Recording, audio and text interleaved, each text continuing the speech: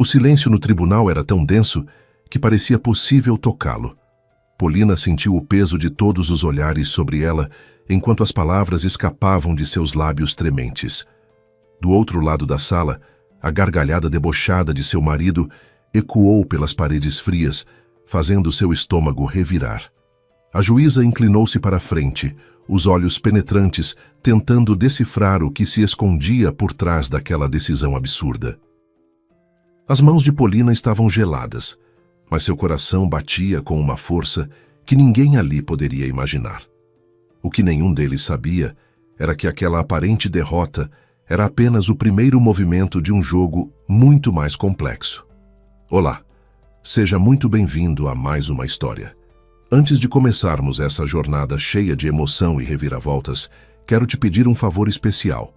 Verifique agora se você já está inscrito no canal e se o sininho de notificações está ativado.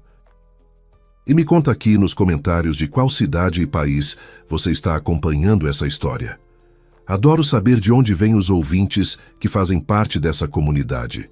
Agora, acomode-se bem, porque a história de hoje vai mexer com você de um jeito que você não espera. A voz do advogado de Ricardo cortava o ar como uma lâmina afiada, cada palavra calculada para causar o máximo de dano possível.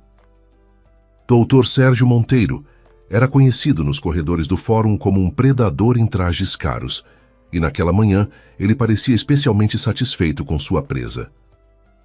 Assim, exigimos a divisão igualitária do apartamento na Avenida Beira-Mar, número 420, dos 2 veículos importados e de todas as contas bancárias em nome de Ricardo Mendonça Filho e Polina Martins Mendonça, incluindo aplicações financeiras e investimentos, além da participação de 100% no capital social da confeitaria Açúcar e Arte Litada.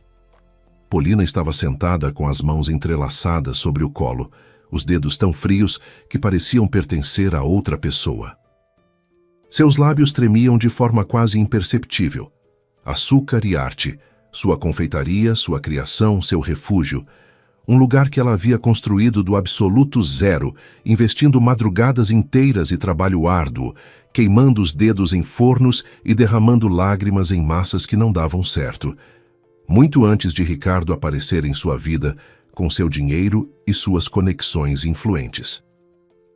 Do outro lado da mesa estava sentado seu marido, o herdeiro da poderosa construtora Mendonça, um homem que estampava capas de revistas de negócios e era tratado como celebridade nos círculos empresariais da cidade. O terno impecável, o relógio que custava mais que um apartamento popular, a máscara de superioridade entediada estampada no rosto bronzeado, o canto de seus lábios se curvava levemente em um sorriso presunçoso enquanto observava a cena se desenrolar. "Eu me oponho, meritíssima", disse a doutora Beatriz, advogada de Polina, com a voz firme apesar da indignação visível em seu rosto jovem. "A confeitaria Açúcar e Arte foi fundada pela minha cliente 2 anos antes do casamento. Temos todos os documentos constitutivos originais que comprovam isso. Trata-se de um bem pessoal, não sujeito à partilha." Doutor Sérgio nem sequer se dignou a olhar na direção dela, dirigindo-se diretamente à juíza com aquele ar de quem considera adversários menores um mero incômodo. "Excelência, durante o casamento foram realizados investimentos significativos no desenvolvimento desse negócio. Mais de R$800 mil provenientes do patrimônio do meu cliente, conforme demonstram os extratos bancários anexados aos autos. A empresa teve uma valorização substancial, tornando-se um bem comum sujeito à divisão. Foi um empréstimo que foi integralmente devolvido, não um investimento." Beatriz praticamente levantou a voz quebrando o protocolo. "Polina Martins devolveu cada centavo. Aqui estão os comprovantes de transferência." "Ah, colega, deixemos isso de lado", disse Sérgio arrastando as palavras com preguiça estudada, fazendo um gesto de desdém com a mão. "Todos nós entendemos que tipo de transferências foram essas. Pagamentos para necessidades pessoais, nada mais. Caprichos femininos que meu cliente gentilmente bancava. Isso não configura devolução de empréstimo. Ricardo soltou uma risadinha contida, aprovando o ataque de seu defensor como quem assiste a um espetáculo particularmente divertido. A humilhação que ele infligia à esposa era quase palpável, densa como a névoa que cobria a cidade naquela manhã de inverno. A juíza doutora Helena Farias, uma mulher de cabelos grisalhos e olhos que haviam visto de tudo em 3 décadas de magistratura, desviou o olhar do advogado presunçoso para sua cliente. Em seu rosto experiente, era visível uma repulsa mal disfarçada pela cena que se desenrolava. Ela já havia presidido centenas de audiências como aquela, mas o cinismo que presenciava naquele momento superava suas expectativas mais pessimistas. Foi então que um silêncio ensurdecedor tomou conta da sala. A ruptura veio através de uma voz calma, mas cristalina, que fez todos os presentes congelarem em seus lugares. Eu desisto. As palavras de Polina eram baixas, quase sussurradas, mas todos ouviram como se ela tivesse gritado. Dr. Sérgio foi o primeiro a reagir, seu rosto contorcendo-se em confusão momentânea. O quê? Com licença, não entendi. Polina ergueu lentamente a cabeça. Seus olhos, que minutos antes estavam marejados de dor contida, agora brilhavam com uma clareza desconcertante. Ela não olhava para o marido, nem para os advogados, mas para algum ponto além, como se enxergasse algo que ninguém mais podia ver. Abro mão de tudo em favor do meu marido, do ex-marido, quero dizer. O silêncio que se seguiu às palavras de Polina era tão espesso que parecia sugar todo o oxigênio da sala.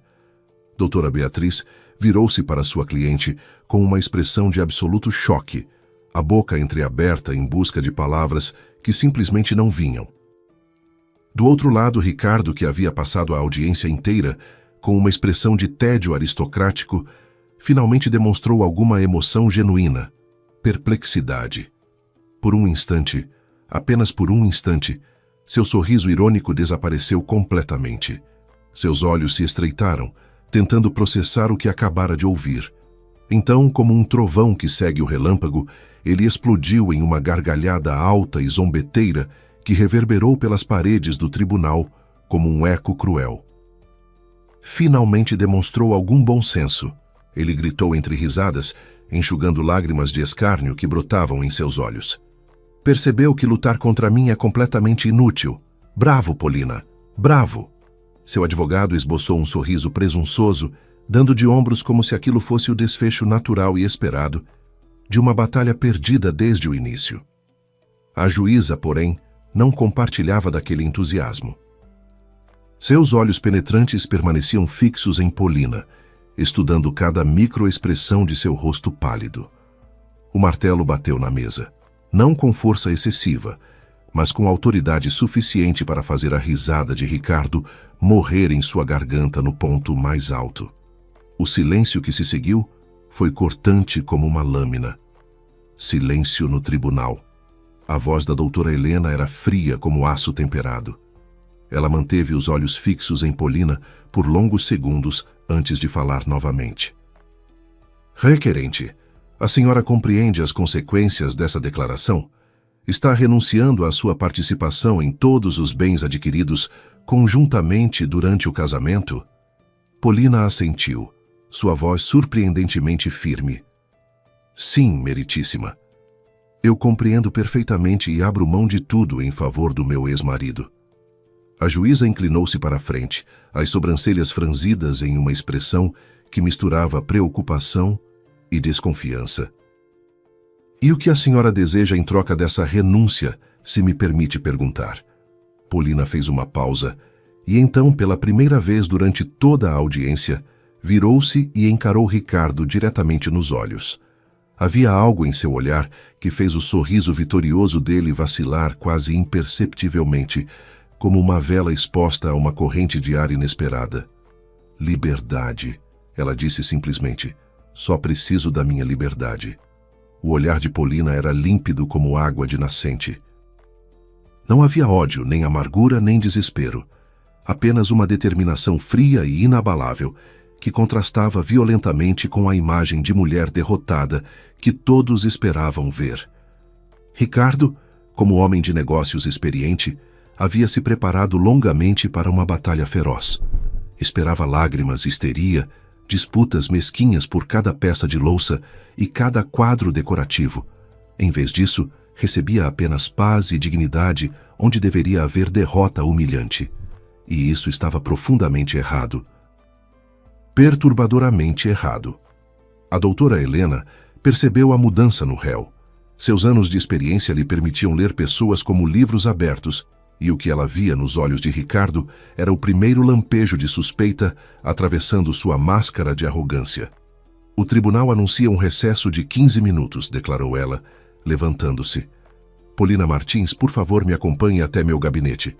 A pesada porta de madeira se fechou atrás delas, bloqueando o murmúrio do corredor. O gabinete da juíza tinha um aroma reconfortante de livros antigos e café forte. Helena apontou para uma poltrona de couro gasto e sentou-se em frente, tirando os óculos e massageando a ponte do nariz com evidente cansaço. Polina, ela começou, abandonando as formalidades. Eu trabalho como juíza há mais de 20 anos. Vi de tudo nessas salas. Vi mulheres destruídas pelo luto, vi outras prontas a arrancar os olhos umas das outras por uma prataria velha. Mas o que presenciei hoje... Ela fez uma pausa, estudando o rosto da mulher à sua frente. Por trás da sua decisão não vejo fraqueza. Vejo uma força imensa, assustadora até. O que realmente está acontecendo aqui?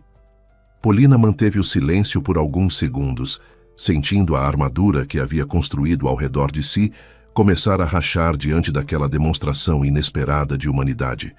Os cantos de seus lábios tremeram, e lágrimas que ela havia reprimido com todas as suas forças durante a audiência ameaçaram transbordar. Rapidamente, ela as afastou com as costas da mão. Não, doutora Helena, ninguém está me pressionando. Esta é a minha decisão. Mas por quê? A senhora entende que está abrindo mão de tudo que lhe pertence por direito? Inclusive a confeitaria que, pelo que li nos autos, representa anos da sua vida. A juíza esperou pacientemente, sem pressionar. E então Polina decidiu revelar parte da verdade, apenas a parte que explicava a dor. No silêncio acolhedor do gabinete, longe dos olhares julgadores e das risadas cruéis, Polina sentiu algo dentro de si começar a ceder. A juíza aguardava com a paciência de quem já havia testemunhado incontáveis tragédias humanas, sabendo que algumas verdades precisam de tempo para emergir. Há cerca de 1 ano, começou Polina, a voz reduzida a um sussurro rouco. Eu perdi meu filho. As palavras pareciam arranhar sua garganta ao sair, como cacos de vidro. Helena assentiu com compaixão genuína, seu rosto endurecido pela profissão, suavizando-se visivelmente. Eu estava no 3º mês de gravidez. Era uma gestação tardia, considerando minha idade, mas extremamente desejada. Nós esperávamos tanto por aquele bebê. Ou pelo menos eu esperava. Ela fez uma pausa, respirando fundo para conter a onda de emoção que ameaçava engoli-la. Naquela noite, eu voltei para casa mais cedo do que o habitual. Havia terminado o trabalho na confeitaria e queria fazer uma surpresa, preparar um jantar especial para comemorar a gravidez. Quando abri a porta do nosso quarto, sua voz falhou. A juíza não a interrompeu, apenas aguardou. Encontrei Ricardo com sua assistente, uma garota chamada Fernanda, no nosso quarto, na nossa cama. Eles nem sequer tiveram a decência de trancar a porta. Helena fechou os olhos por um momento, absorvendo o peso daquelas palavras. O choque foi tamanho que meu corpo simplesmente não aguentou. Os médicos disseram que foi o estresse agudo que desencadeou tudo. Eu perdi meu bebê naquela mesma noite, sozinha na emergência de um hospital público, enquanto Ricardo nem sequer atendeu o telefone. E quando ele finalmente apareceu? Perguntou a juíza suavemente. Ele não pediu desculpas, nem uma única vez. Disse que a culpa era minha, que eu provavelmente não havia me cuidado direito. Me acusou pela perda do herdeiro dele, como se eu fosse uma máquina defeituosa que não cumpriu sua função. Polina levantou os olhos, encontrando o olhar da magistrada. A partir daquele dia, Ricardo simplesmente passou a me ignorar. Eu me tornei invisível em minha própria casa, um estorvo. Um erro que ele precisava tolerar até encontrar uma forma conveniente de se livrar. O motivo do nosso divórcio não foi o esfriamento de sentimentos, doutora Helena. Foi a descoberta de que eu havia me casado com um homem capaz de destruir tudo que há de vivo ao seu redor, incluindo nosso próprio filho. O relógio na parede marcava os segundos em um tic-tac que parecia amplificado pelo silêncio. A juíza a observava com uma expressão que mesclava compaixão e compreensão. Agora, as peças começavam a se encaixar. Eu entendo, disse Helena finalmente, e não vou criticá-la nem tentar dissuadi-la. Se liberdade é o que a senhora precisa, assim será. Porém, não posso aceitar essa renúncia hoje. Preciso me certificar de que a senhora está agindo sem qualquer tipo de coerção e plenamente consciente das consequências. Ela se levantou, caminhando até a janela que dava para a cidade cinzenta. Vou remarcar a audiência para daqui a uma semana. Use esse tempo para refletir mais uma vez. Acredite em mim, em casos assim, a pressa é péssima, conselheira. Não vou mudar de ideia, disse Polina com firmeza, também se levantando. Helena assentiu lentamente. Formalidades são formalidades, minha filha. Mas saiba que minha porta estará aberta se precisar conversar novamente. Quando Polina deixou o gabinete e depois o prédio do fórum, a risada de Ricardo a alcançou mais uma vez. Ele estava nos degraus de mármore, e ao seu lado, pendurada em seu braço como um troféu, estava uma loira de cabelos platinados que Polina não reconheceu. Não era Fernanda, a assistente. Era alguém nova. O que você achou, Patrícia? Ricardo disse alto o suficiente para ter certeza de que Polina ouviria. Minha ex-esposa acabou não sendo tão estúpida quanto eu pensava. Decidiu não comprar briga e sair de mãos vazias. Bastante sensato da parte dela. A tal Patrícia soltou uma risadinha aguda e desagradável. Polina não se virou. Simplesmente continuou caminhando, sentindo os olhares e as risadas em suas costas como agulhas finas. Mas aquelas agulhas já não podiam feri-la. Quando alcançou uma distância segura e virou a esquina, pegou o celular e discou para sua melhor amiga. Juliana, oi, sou eu. Polina, como foi? Me conta tudo. Aquele desgraçado levou o que merecia? Está tudo bem, eu consegui. Conseguiu o quê? Processou a confeitaria? Não, deixei tudo para ele. Houve um silêncio consternado do outro lado da linha. Você enlouqueceu? Como assim deixou tudo? A açúcar e arte? Tudo? Exatamente isso. Fiz do jeito que eu queria. Está tudo saindo conforme o plano. Que plano? Polina, você não ficou com nada. Isso não faz o menor sentido. Ainda não posso te explicar tudo. Só preciso que confie em mim. O importante é que Ricardo acreditou. Polina encerrou a ligação sem dar chance para mais perguntas e começou a caminhar lentamente pelas ruas da cidade. O vento frio de inverno bagunçava seus cabelos soltos enquanto ela se perdia em pensamentos. Um plano? Sim, ela definitivamente tinha um plano. O que ninguém sabia era que Polina havia começado a tecer sua teia de sobrevivência muitos meses antes de dar entrada no pedido de divórcio. Durante os anos de casamento, Ricardo havia assumido o controle absoluto de todas as finanças da família. Ele pagava suas contas, comprava seus presentes caros, bancava seus caprichos, mas sempre se certificou de que ela não tivesse acesso a um único centavo que estivesse fora de sua supervisão direta. Ele chamava isso de cuidado. Dizia que estava protegendo-a das preocupações mundanas do dinheiro, que uma mulher como ela não deveria se preocupar com essas coisas. Na realidade, era controle absoluto, uma coleira invisível que a mantinha presa. Mas Ricardo havia subestimado gravemente uma coisa: a capacidade de uma mulher encurralada de encontrar saídas onde não parece haver nenhuma. Quando Polina finalmente compreendeu que seu casamento havia acabado, que estava convivendo com um estranho cruel disfarçado de marido, ela começou a construir sua rede de segurança em absoluto sigilo. Voltou às origens, ao que sabia fazer antes de Ricardo entrar em sua vida: doces artesanais sob encomenda. Criou um perfil anônimo em um grupo de confeiteiras na internet, usando o pseudônimo Caramelo.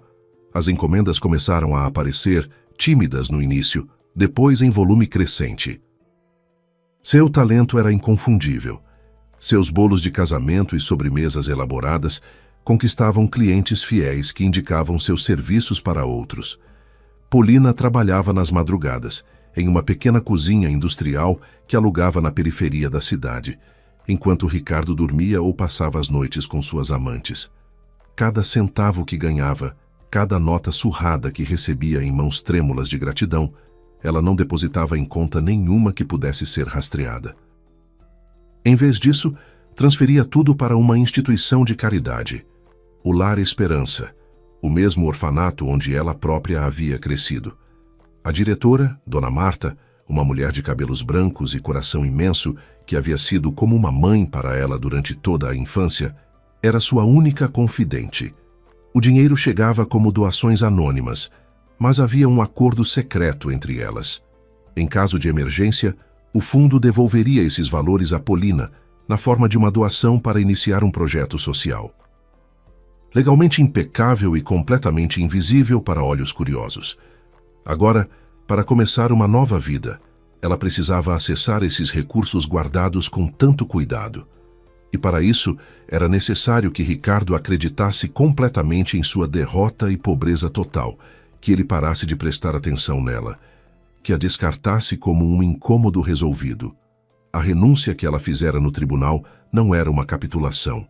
Era a isca perfeita para um predador ganancioso. Perdida em seus pensamentos enquanto caminhava sem rumo pelas ruas cinzentas, Polina mal percebeu quando a chuva começou. Grossas gotas frias batiam contra o asfalto, espalhando as pessoas em todas as direções em busca de abrigo. Instintivamente, ela correu para debaixo do toldo de um pequeno restaurante. O lugar lhe era familiar, um estabelecimento aconchegante chamado Sabor de Casa, com mesas de madeira e um cheiro reconfortante de comida caseira. E foi exatamente ali, sob aquele toldo, que sua mente voltou a um encontro que havia mudado tudo, cerca de um mês antes. Também estava chovendo naquele dia. Polina havia acabado de entregar uma encomenda secreta e carregava uma caixa com brigadeiros gourmet que haviam sobrado. Correu para se proteger da tempestade e quase colidiu com um homem alto que saía do restaurante. Ele tinha olhos bondosos, ligeiramente cansados, e covinhas nas bochechas quando sorriu para ela. Está alagando aí fora. Entre, aqui está quentinho, ele disse, segurando a porta aberta. Polina hesitou, mas a chuva era inclemente. Entrou, ainda segurando a caixa protetoramente. Brigadeiros? Ele perguntou, apontando para a caixa com curiosidade genuína. Parecem de confeitaria profissional. São, ela respondeu sem pensar. Quer dizer, eu faço, por hobby. O homem sorriu, as covinhas se aprofundando. Minha filha é louca por brigadeiro. Posso comprar essa caixa? Seria o presente perfeito para ela. Assim começou sua amizade com Daniel Oliveira.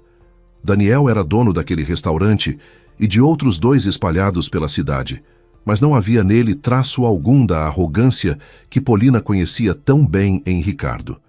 Ele falava de forma simples, tratava funcionários com respeito, e algo em sua calma tranquila e gentileza genuína era profundamente reconfortante. Naquele primeiro encontro, ela vendeu os brigadeiros que queria dar de graça, e ele insistiu em oferecer o melhor café com leite da casa. Conversaram por quase 2 horas enquanto a chuva castigava a cidade lá fora. E Polina descobriu que fazia muito tempo desde que se sentia tão à vontade com alguém. Uma semana depois, ela o encontrou no lugar mais inesperado, o Lar Esperança. Poucas pessoas sabiam que, após a perda do bebê e a traição do marido, Polina havia afundado em uma depressão profunda. Foi sua médica, uma senhora de cabelos brancos e voz serena, quem deu o conselho que a salvou. Encontre pessoas que estejam em situação mais difícil que a sua e ajude-as. Às vezes, para nos salvar, Precisamos começar salvando outros. Assim, Polina tornou-se voluntária no orfanato onde crescera. Todo fim de semana, ela ia até lá e ensinava as crianças a fazer doces simples, decorava bolos de aniversário para os pequenos, ajudava a cuidar da horta comunitária. Aquilo se tornou seu refúgio, sua válvula de escape. Foi entre aquelas paredes que ela conheceu as crianças que tocaram seu coração de forma irreversível. Pedro, um menino de 6 anos que havia parado de falar depois de ser retirado de um lar problemático. Ele não fazia contato com ninguém, ficava sentado em um canto olhando fixamente para o nada. Polina nunca tentou forçá-lo a falar. Simplesmente sentava-se ao lado dele e lhe mostrava os doces mais coloridos. Olha, esse brigadeiro é de maracujá. Parece um solzinho, não parece? E esse aqui é de uva, roxo como as nuvens antes da chuva. Um dia, após várias visitas assim, o menino estendeu timidamente a mão e tocou a cobertura de chocolate. Para Polina, foi uma vitória monumental. E havia Luísa, uma menina de 8 anos que vivia desenhando. Sempre a mesma cena, uma casa, um jardim florido, uma família sorridente, mãe, pai, uma menininha de tranças. Essa é sua família? Polina perguntou certa vez olhando por cima do ombro dela. É a família que eu vou ter um dia, Luísa respondeu com uma seriedade que partia o coração. Eu desenho para que ela me encontre mais rápido. As meninas mais velhas dizem que funciona. Polina engoliu o nó na garganta e acariciou os cabelos da menina. Uma família vai te encontrar, com certeza. Foi em uma dessas visitas que ela viu Daniel na oficina de marcenaria, cercado por um grupo de meninos mais velhos, ensinando-os a construir casinhas de passarinho. Carpintaria era seu hobby de infância, e ele vinha ao orfanato pelo menos uma vez por semana para ensinar os garotos a trabalhar com as mãos. O reencontro foi surpreendentemente natural, como se fossem velhos amigos que não se viam há anos. E aos poucos, através de interesses compartilhados e do desejo genuíno de fazer a diferença na vida daquelas crianças, nasceu uma amizade sólida. Daniel era viúvo. Sua esposa havia falecido 3 anos antes, deixando-o sozinho com Sofia, a filha que amava brigadeiros. A menina tinha uma cardiopatia congênita e Daniel dedicava sua vida a encontrar o melhor tratamento possível para ela. Certa vez, ele contou a Polina sobre uma clínica famosa que havia procurado, cujo dono era uma figura conhecida nos círculos empresariais da cidade. O homem pediu uma fortuna pela cirurgia, prometendo técnicas revolucionárias sem apresentar qualquer garantia concreta. Quase caí nessa armadilha, Daniel disse balançando a cabeça. Só não fui em frente porque um especialista de São Paulo me alertou que a tal técnica era experimental demais e que o preço estava absurdamente inflacionado. Ele pronunciou o nome do dono da clínica com desprezo evidente, Ricardo Mendonça. Polina permaneceu em silêncio, sem revelar que aquele homem era seu marido. A vergonha era grande demais. Foi durante uma das visitas de Sofia à confeitaria que uma conversa crucial aconteceu. A menina adorava ajudar Polina a decorar cupcakes, e sua babá, Dona Rosana, uma senhora simpática de cabelos grisalhos que havia trabalhado como enfermeira a vida toda, sempre a acompanhava. Certo dia, quando Sofia estava entretida separando confeitos coloridos, Dona Rosana chamou Polina para um canto. Seu rosto, normalmente sereno, estava carregado de preocupação. Polina, me perdoe a intromissão, começou a babá em voz baixa, mas descobri quem é seu marido. Eu preciso te contar uma coisa. Polina sentiu um frio na espinha, mas assentiu para que ela continuasse. Eu trabalhei na clínica dele durante 5 anos. Era enfermeira do centro cirúrgico. Em 15 anos de profissão, nunca tive uma única reclamação. Até que comecei a perceber coisas estranhas. Dona Rosana olhou ao redor, certificando-se de que não eram ouvidas.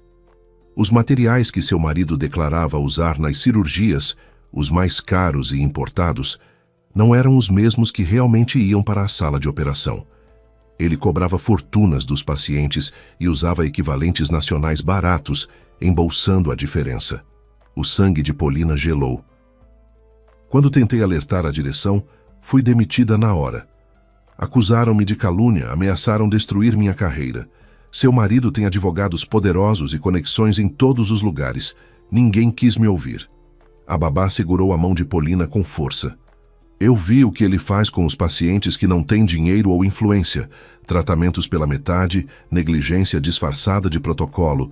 Ele só se preocupa com o lucro. Tome cuidado com esse homem. Aquela conversa foi a gota d'água que faltava. Polina percebeu que não estava apenas convivendo com um marido infiel e cruel. Estava casada com alguém capaz de colocar vidas em risco por ganância. Sua tragédia pessoal ganhou uma nova dimensão. Não bastava escapar. Ela precisava garantir que Ricardo pagasse por tudo que havia feito. Uma buzina estridente de carro a arrancou das memórias. Ela ainda estava sob o toldo do restaurante, encharcada e tremendo de frio. A chuva havia parado. Era hora de agir. Embora ela e Ricardo não vivessem mais juntos há meses, a separação oficial só havia sido reconhecida naquele dia no tribunal. Ela chamou um táxi de aplicativo e transportou seus poucos pertences do luxuoso apartamento de cobertura para um pequeno cômodo acima da confeitaria.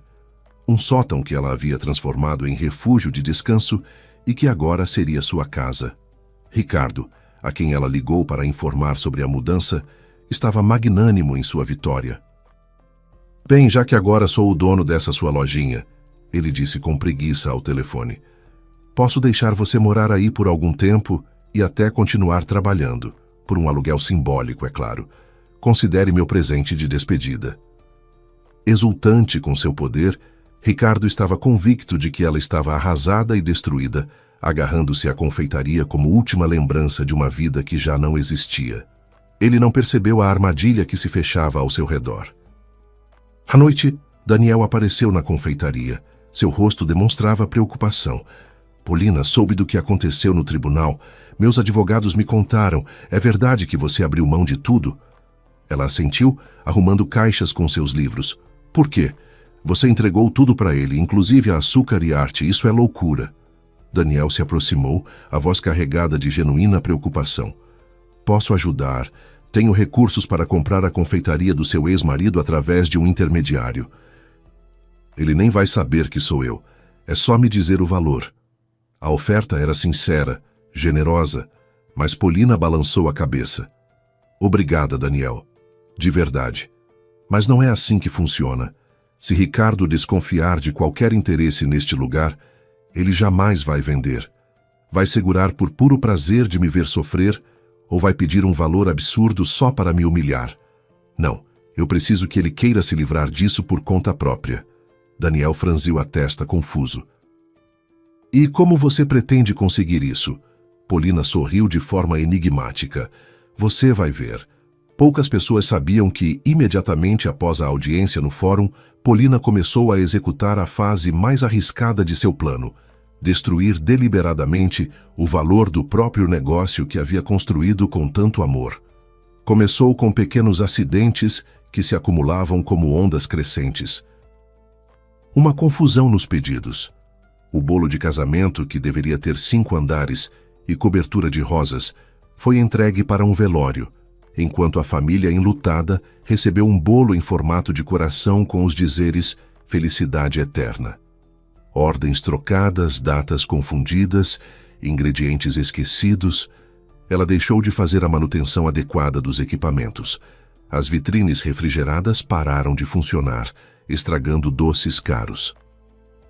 Começou a comprar ingredientes de qualidade inferior, alegando problemas com fornecedores, e os clientes passaram a reclamar do sabor que já não era o mesmo. Os clientes habituais, que Polina avisava secretamente através de Juliana, começaram a ligar diretamente para Ricardo com reclamações furiosas e pedidos de indenização. A confeitaria, que sempre fora lucrativa, passou a dar prejuízo atrás de prejuízo. Ricardo, que no início não prestava atenção ao negócio que considerava irrelevante, começou a ficar nervoso após algumas semanas. As ligações para Polina se tornaram frequentes e cada vez mais agressivas. "Você é incompetente!" ele gritava ao telefone. Como conseguiu arruinar um negócio que funcionava sozinho? Você é uma fracassada. E Polina, com voz humilde e resignada, suspirava e dizia que sem a sábia liderança dele e seu apoio financeiro, ela realmente não conseguia fazer nada funcionar direito. Para Ricardo, cada centavo desperdiçado era uma ofensa pessoal. A Açúcar e Arte deixou de ser um troféu de vitória para se tornar um fardo insuportável, um ralo por onde seu dinheiro escorria sem controle. Apesar do ceticismo de todos ao seu redor, o plano de Polina estava funcionando perfeitamente. Mas a vida tinha outras surpresas reservadas para ela. Certa noite, quando já estava fechando a confeitaria, uma jovem mulher elegante se aproximou. Seu rosto bonito estava parcialmente coberto por óculos escuros, mesmo sendo noite, e havia algo em sua postura que denunciava nervosismo extremo. "Você é Polina Mendonça?" perguntou ela com voz trêmula. "Martins. Polina Martins." Mendonça era o nome de casada. "Meu nome é Camila. Sou ex-paciente do seu marido." Polina ficou tensa. "E o que posso fazer por você?" Camila tirou os óculos, revelando uma cicatriz que se estendia da têmpora até o queixo, distorcendo levemente um lado de seu rosto, outrora harmonioso. "Ele fez isso comigo", disse ela, os olhos marejados. "Uma cirurgia estética que saiu errada. Quando reclamei, ele falsificou documentos e me ameaçou com processo se eu abrisse a boca. Disse que ia destruir minha vida se eu tentasse denunciá-lo." Polina sentiu o coração apertar de compaixão. "Eu sei que não sou a única." Camila continuou soluçando. "Encontrei outras mulheres em fóruns na internet, todas com histórias parecidas. Queremos entrar com uma ação coletiva, mas não temos provas suficientes. Ricardo tem os melhores advogados da cidade." Ela segurou as mãos de Polina com desespero. "Precisamos de alguém que tenha acesso a informações de dentro. Alguém que possa provar que ele é uma fraude." Polina olhou para aquele rosto marcado e viu nele o reflexo de sua própria dor, de todas as humilhações que havia sofrido. Naquele momento, seu plano de vingança ganhou um propósito maior. "Eu vou te ajudar", disse com firmeza. "Sei onde Ricardo guarda documentos importantes. O desafio é conseguir acesso a eles, mas vou encontrar um jeito." A vida seguia seu curso tortuoso, quando certa noite, enquanto Polina arrumava as últimas caixas em seu pequeno sótão, uma batida suave na porta a sobressaltou. Esperava encontrar Daniel ou talvez Juliana, mas na soleira estava um homem desconhecido de meia idade, com olhos bondosos e uma pasta de documentos nas mãos. "Polina Martins?" perguntou ele com voz hesitante. "Sim, sou eu. Meu nome é Vicente. Sou assistente social no Lar Esperança. Dona Marta me deu seu novo endereço e pediu que lhe entregasse isto pessoalmente." O coração de Polina disparou. Teria acontecido algo com as crianças? Com Pedro? Com Luísa? Não. Está tudo bem com os pequenos." Vicente apressou-se em tranquilizá-la ao ver seu rosto alarmado. "É um assunto de natureza pessoal." Ele lhe entregou um envelope comum, sem selo, mas lacrado com cuidado. Nele, com uma caligrafia trêmula e quase ilegível, estava escrito apenas seu nome. "O que é isso?" Vicente suspirou, parecendo desconfortável. "É uma mensagem de uma mulher que está em uma unidade de cuidados paliativos. Ela está muito doente, sem muito tempo pela frente, e ela afirma ser sua mãe biológica." O mundo sob os pés de Polina pareceu se inclinar. As palavras do assistente social ecoavam em sua mente como sinos ensurdecedores. Mãe biológica. 2 palavras que ela havia riscado de seu vocabulário há décadas, enterradas sob camadas de mágoas infantis e indiferença cultivada como defesa. Durante toda a vida, Polina teve certeza de que simplesmente fora descartada como algo indesejado. Por isso, nunca tentou encontrar quem a abandonara. Para que reabrir feridas que o tempo havia fechado com tecido cicatrizado? "Isso deve ser um engano", respondeu ela quase automaticamente. "Talvez seja", concordou Vicente em voz baixa. Mas essa mulher sabia seu nome completo, sua data de nascimento exata, e o nome que estava no bilhete quando você foi deixada no orfanato. Dona Marta confirmou que ninguém além dela tinha acesso a essas informações. Polina ficou olhando para o envelope em suas mãos como se fosse uma bomba prestes a explodir. Uma parte dela, a adulta que havia sobrevivido a tantas dores, gritava para que jogasse aquilo fora e seguisse em frente. Mas outra parte, a menina órfã que nunca deixara de existir em algum canto de sua alma, sussurrava: "E se for mesmo ela?" A noite passou em agonia. Lembranças da infância no orfanato voltavam como ondas implacáveis. As provocações das outras crianças, as noites chorando no travesseiro, a espera interminável por pais adotivos que escolhiam sempre outras crianças.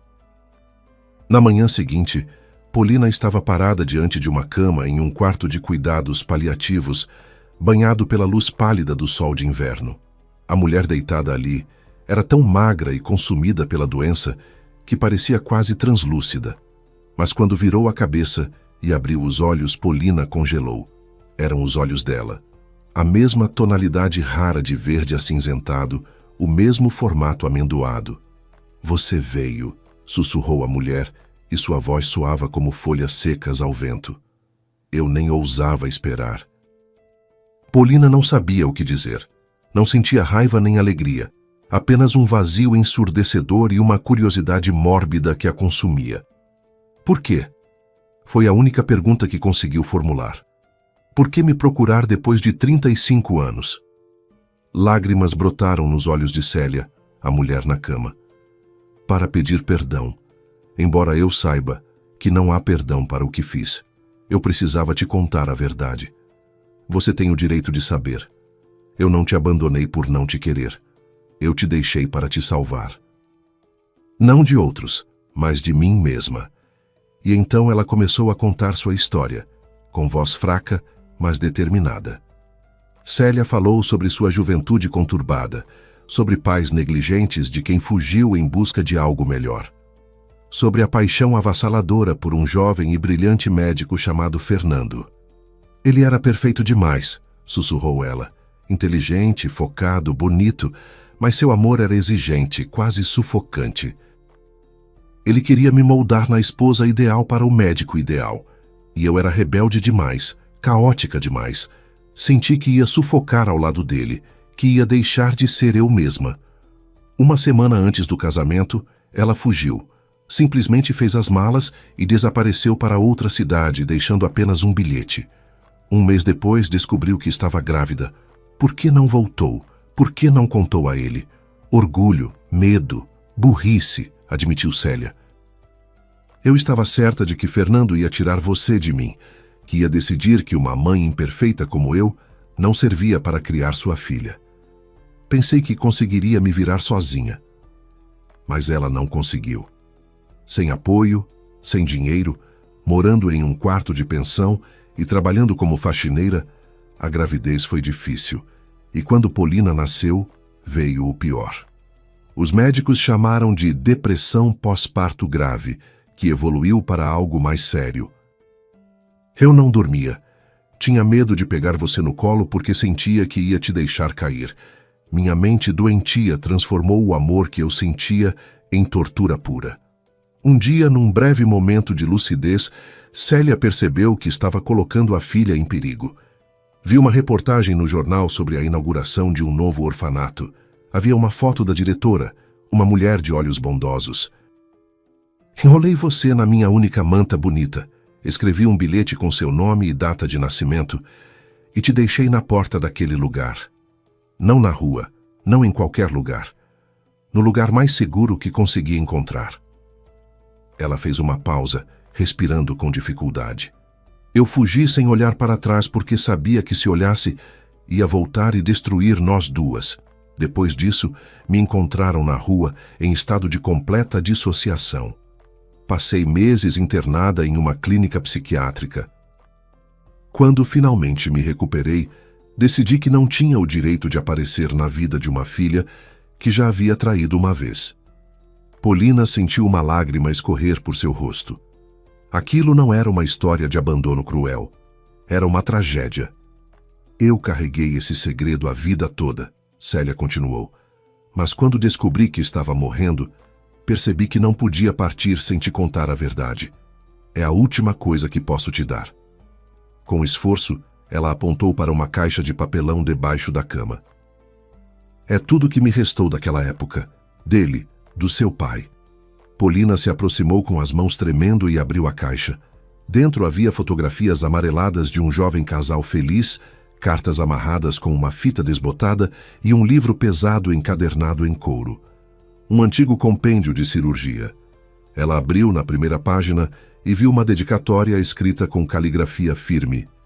Para minha futura esposa, Célia. Juntos, conquistaremos qualquer montanha. Com amor, Fernando. Polina pegou uma das fotografias. Mostrava um homem jovem de cabelos escuros abraçando sua mãe. E seu rosto a fez perder o fôlego. Ela conhecia aquele homem, apenas mais velho, com rugas e expressão severa. Era o Dr. Fernando Mendes, um cirurgião renomado que trabalhava no mesmo prédio da clínica de Ricardo.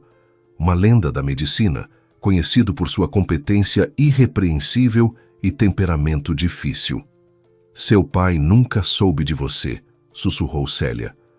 Eu imploro, não o procure. Ele deve ter uma família, filhos, não destrua a vida dele. Mas para Polina isso já não era questão de destruir nada. Era questão de identidade. Toda a sua vida, que ela pensava estar construída sobre o vazio, de repente descobria raízes. Dolorosas, trágicas, mas suas. A primeira coisa que Polina fez depois de abraçar a mãe e prometer que voltaria foi ir até a clínica de Fernando Mendes. A porta de seu consultório estava sempre fechada, e todos sabiam que interromper o doutor sem motivo grave tinha consequências desagradáveis. Polina ficou parada diante daquela porta por vários minutos, sem coragem de bater. Na bolsa, carregava o compêndio de cirurgia com a dedicatória. Finalmente respirou fundo, bateu na porta e entrou sem esperar resposta. Fernando estava sentado em sua mesa, analisando exames. Levantou os olhos com uma expressão de irritação controlada, que se transformou em confusão ao não reconhecer a visitante. Posso ajudar? Tem consulta marcada? Polina não conseguiu falar. Simplesmente caminhou até a mesa e colocou o livro diante dele. Por um segundo, o rosto de Fernando não demonstrou nada. Então, suas sobrancelhas se franziram lentamente. Com mãos que começaram a tremer, ele tocou a capa como se temesse que fosse uma miragem. Abriu na primeira página e viu a dedicatória que havia escrito quase 40 anos antes. Quando ergueu os olhos, não havia raiva neles, apenas um abismo de dor antiga e reconhecimento. Célia, sussurrou ele, a voz falhando.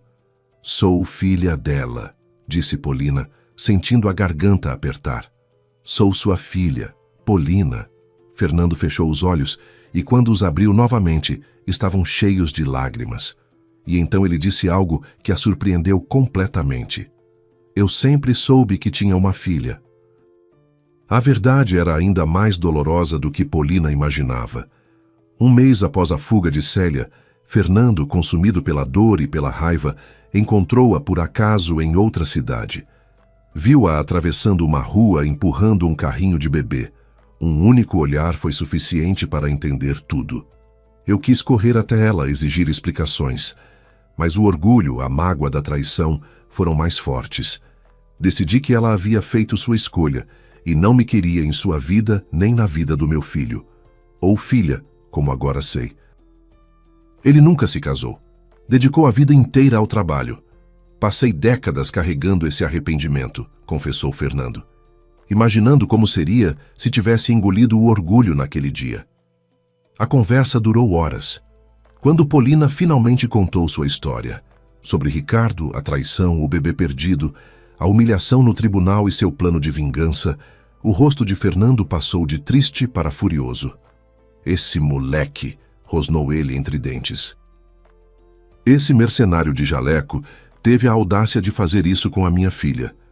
Ele vai se arrepender amargamente. Fernando Mendes não era apenas um médico respeitado, era um pilar da comunidade médica, um homem cuja palavra tinha peso de lei. E agora, Toda a força de sua autoridade estava direcionada para proteger a filha que acabara de encontrar.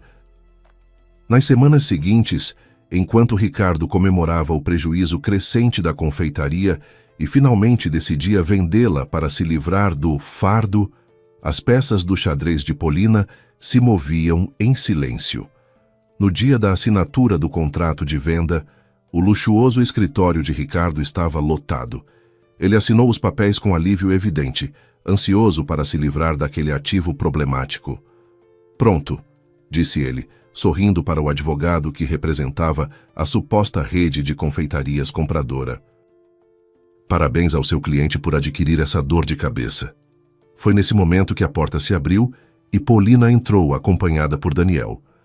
"Acho que sou eu quem deve dar os parabéns", disse Daniel com um sorriso caloroso.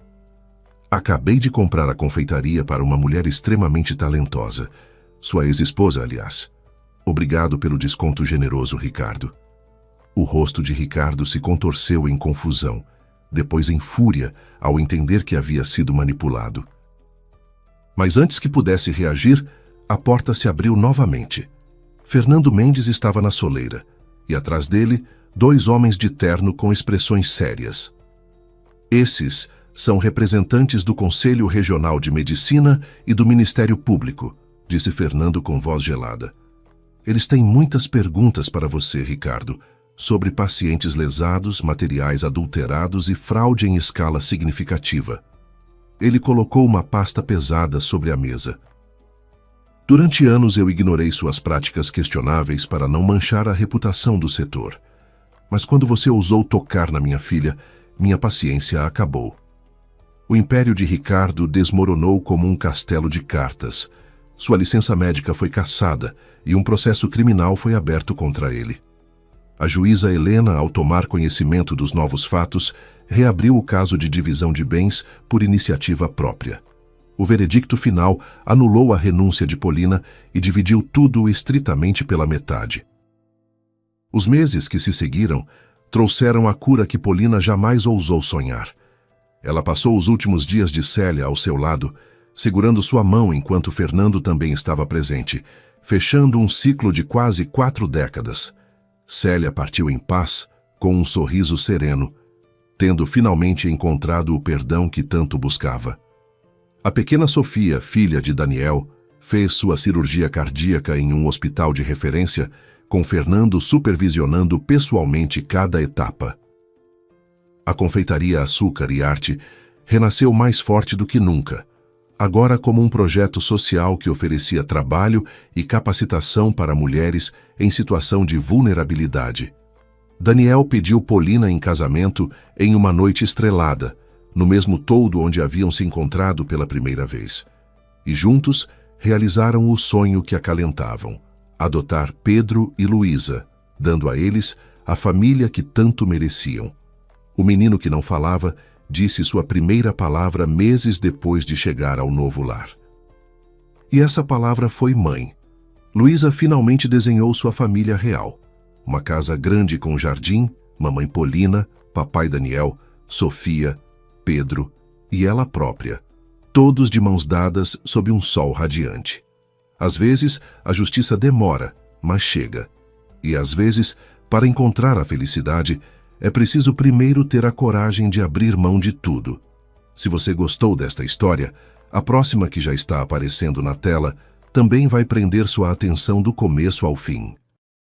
Deixe seu gostei, compartilhe com alguém que precisa ouvir uma história de superação e me conta aqui nos comentários o que mais te tocou. Qual parte fez seu coração apertar? Qual reviravolta te pegou de surpresa? Adoro ler cada comentário de vocês.